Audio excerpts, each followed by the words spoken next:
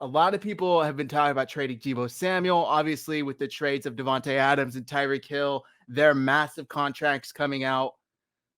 Is there any logic behind deciding to not sign him to that monster deal and sending him for some draft picks in return?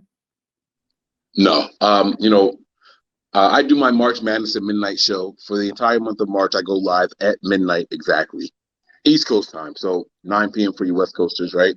And one of my buddies, every Saturday night, I go play spades and have cigars with the guys. And one of my buddies is a diehard Dolphins fan. And he said straight up, let's go. We're getting Deebo too, Mike. I'm like, chill out. You're not. We saw Aaron Rodgers all year from the start of the season say, Green Bay doesn't want me. I don't want to be here. I'm ready to go. Right? We saw this happen with a couple of other players. Russell Wilson did it for the last 2 seasons. It turns out what these guys are doing is public negotiations. That's what they're doing, right? Now, Russell bit off more than he can chew. Seattle said, all right, well, then fuck it, get out of here. They sent his ass right to Denver. DK, you want to go with him too? All right, fine. Like, Seattle was ready for the rebuild. We're done. We lost the defense. That was our bread and butter. The offense has been meh. The offensive line, we don't invest the right. We don't know how to draft offensive line pieces. Fine. We'll move Russell. We'll move the offensive players, and we'll just start this mother from the beginning. Aaron Rodgers, on the other hand, talked all this trash for a season and a half about this team, only to accept $50 million to stay right the hell where he was. It's public negotiations, right? And I'm drawing a blank on all the other names that happened, but it happened for 4 other players this entire offseason. Players scrubbed their social media sites from the team's mentions. It's happening with Kyler Murray right now. Kyler Murray's another one that's currently going through it. This is all public negotiation. It's a new tactic. It's the 2022 tactic for players, agents, and team negotiations. Unfortunately, this is the way.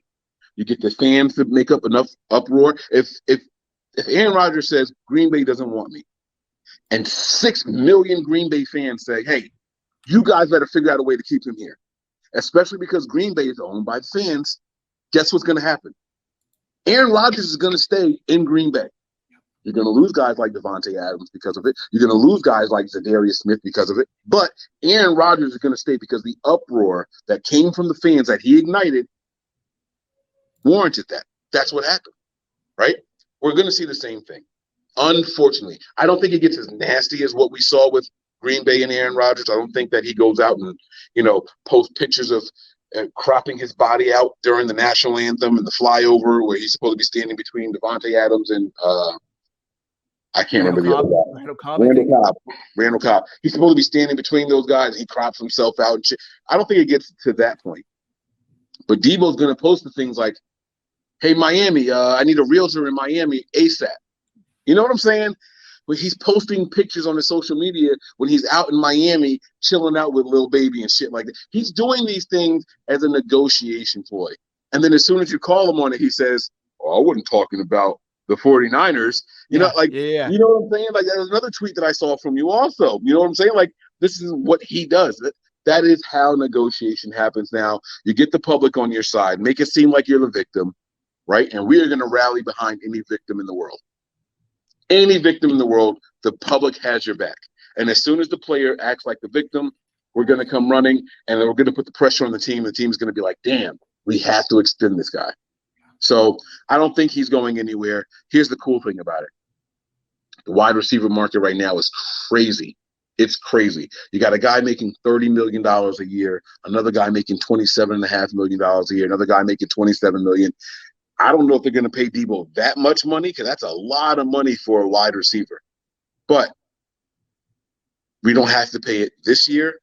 We don't have to pay it next year or the year after if we use these franchise tags the right way.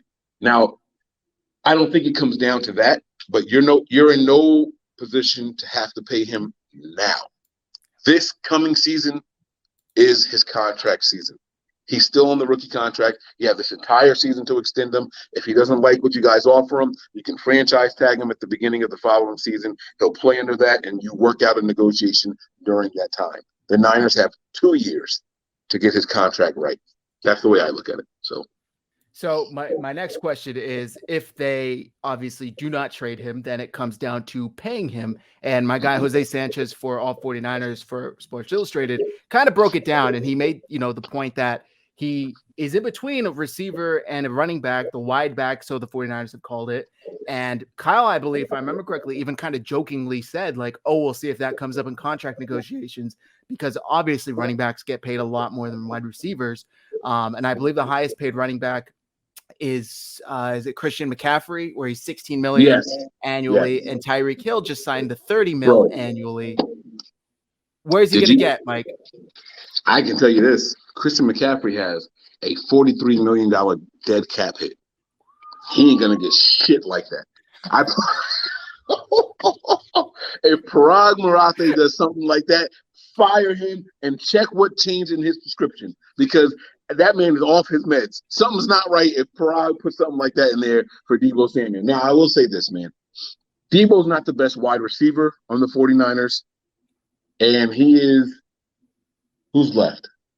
We got Trey Sermon. We got Elijah Mitchell. We got Jermichael Hasty. And we have Jeff Wilson. He might be the best running back on the 49ers, but he's not the best running back in the league. Yeah. He's not a top 10 running back in the league. He's really good at it, right? But he's not the best. And if you're not the best wide receiver on your own team, and you're not a top 10 running back, you shouldn't expect top 10 of either one of those positions, right? If I had to come up with some kind of contract, I'd say it'd be – see, the cap is going up, and I'm an old school guy. I remember when the cap was nowhere near 200 million. Now it's eclipsed that and to infinity and beyond. I'm gonna say about 24, 25 million a year is gonna be the average for Deebo Samuel, and they expect the cap to keep growing, man. Like there's no end in sight here. I'm gonna say 24, 25 million dollars. It sounds like a lot for a running back. That'll make him in the top 5, not number 1. I think that would have him fall at like number 4, if I'm not mistaken. 24, $25 million a year. That'll bring him in around 24. So number 4, number 3, no, number 4. So I think that's fair. If you lined up all these wide receivers, you play fantasy just like I do. Mm-hmm. Deebo's going to be one of the first 5 wide receivers picked in fantasy football. I know you shouldn't be basing contracts off of fantasy football, but my point is that everybody wants a Deebo on their team. That's my point. So I think he wants money like that. I'd say 24, 25 million a year is going to be the average. Okay. Yeah, I could totally see it. It's going to be a pretty pricey extension for the 49ers, but I honestly don't think they can afford to lose him. Look at the past season. They wouldn't have gotten anywhere near as far as they got without Deebo Samuel. So they need this guy in order to win games moving forward. And you look at the George Kittle thing, right? When George Kittle was going for his new contract, the highest paid tight end at the time was $10 million. Yeah. That was the highest paid tight end. Highest paid wide receiver at that time was $24.9 million. Okay, we're talking a $15 million difference between tight end and wide receiver, right?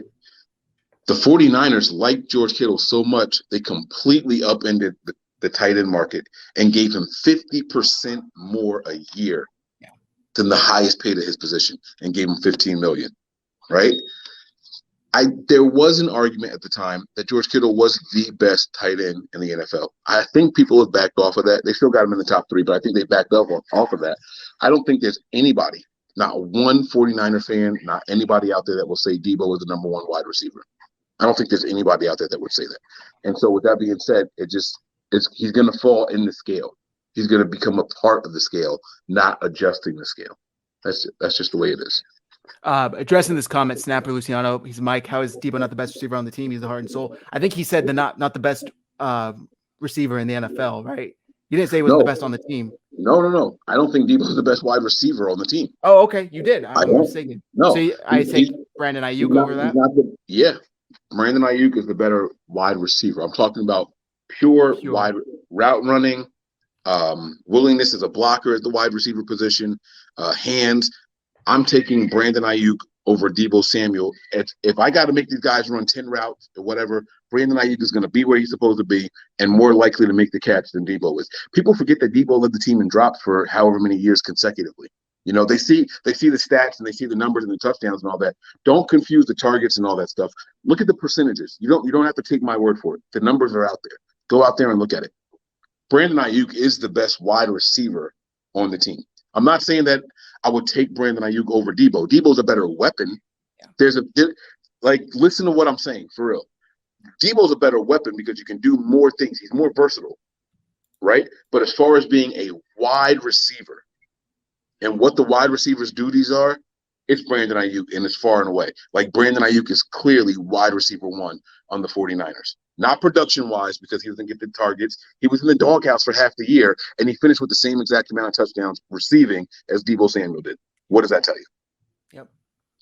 That's a good point. Yeah. I think you have a good argument that Deebo is overall the better player. But if we're talking strictly wide receiver, what you can do from the wide receiver position, running routes, I would give Brandon Ayuk the nod as well. And they're going to be at a pretty confusing standpoint in a couple of years where do you also pay Brandon Ayuk after you just paid Deebo Samuel a good amount of money? Sticking on the contracts, though, what do you think, Nick Bosa? How do you envision that turning out? Obviously, I don't think they can afford to lose him either, but that's two giant contracts in back-to-back seasons. Obviously, they can take advantage of the fifth-year contract because Nick Bosa was a first-round pick. How do you envision that playing out? Unfortunately, this is where things get rough. Nick Bosa is going to be the highest-paid edge player in the NFL.